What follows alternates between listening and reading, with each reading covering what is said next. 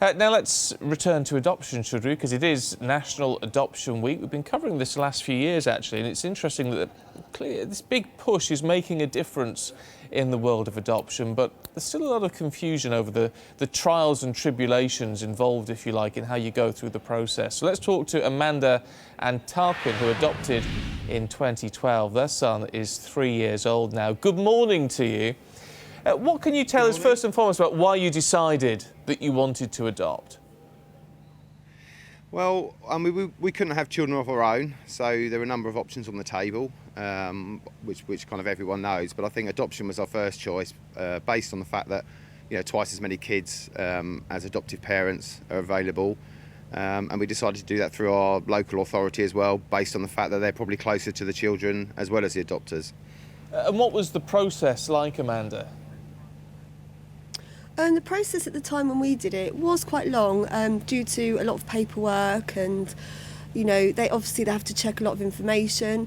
A lot of people do find it quite invasive, but it's so worth it. And now the government have sped it up, so the paperwork is less because of technology probably, but it's much more rounded. It's a lot quicker, but it's so important that they need all the information so they can match the right child. And actually, in terms of that match, am I right thinking, Amanda, that you're half Egyptian and your son is half Afghan? Yes. Does that help in terms of, you know, obviously him knowing, and I know he knows that he's adopted, but also sort of knowing that you come from sort of different cultures and split heritage? Is that a bonding process? Oh, definitely, yeah. And how? I think with a lot.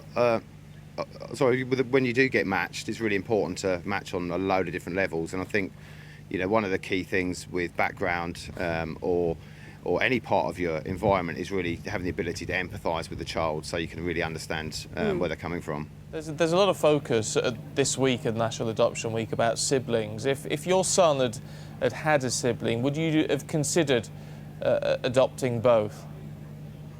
Oh, definitely. Yeah, absolutely. Yeah, 100%. Yeah. I mean, the interesting thing is, you know, if his birth mum ever has another child and that's deemed that child should be put up for adoption, then social services will come to us anyway. So, yeah, you know, that option's still open as far as we're concerned anyway. Definitely. And how important is, because I know you're looking at adopting another child at some point in the near future as well, how important is this whole idea of honesty? I mean, your son is 3 years old, he's very young, but being honest now and being honest in the future, is that a fundamental part of being an adoptive parent?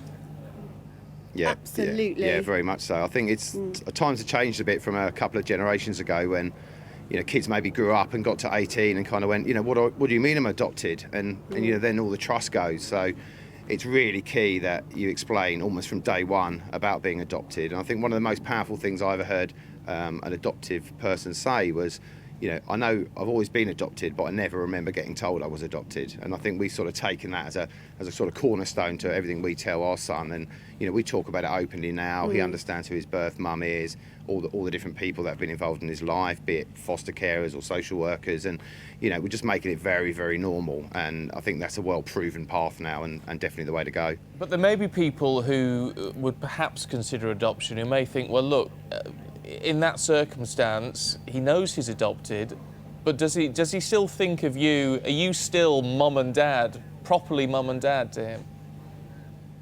Yeah. Oh, yeah, definitely. Yeah, absolutely. And I think it's a sort of common thought, and you know, we thought this, I think, when we first started the process, which is, you know, what happens when he grows up, and you know, teenagers being teenagers, you know, he might fall out with us and then want to leave us and go and see his birth family, but in today's day and age, you know, people can have more than one mum, more than one dad. You know, if people have split up and remarried, you know, you get this stuff anyway. So once you get over that kind of hurdle of realising that, you know, a human being can love more than one mother or more than one father, it becomes very easy.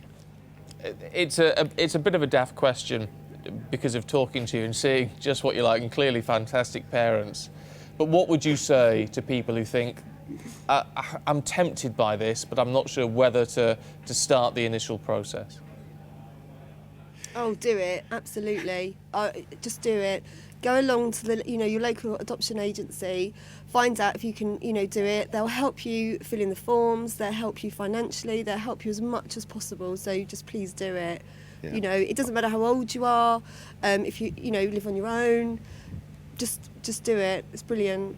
I have to say, you two look like a happy couple and no doubt a happy family with your son as well, which is great to see. Thank you very much. Brilliant. Thanks for your great. time this morning. Really appreciate it. Thanks very much indeed. Pleasure. Okay. Thank you very much. You see, that's nice, isn't it, though, Gillian? With the fact that you get to see the result of it, and there's a family with a young son who are just clearly a happy family. Absolutely. They've been completed, haven't they? And what a lucky boy he is. There you go. That's a nice story. It is nice.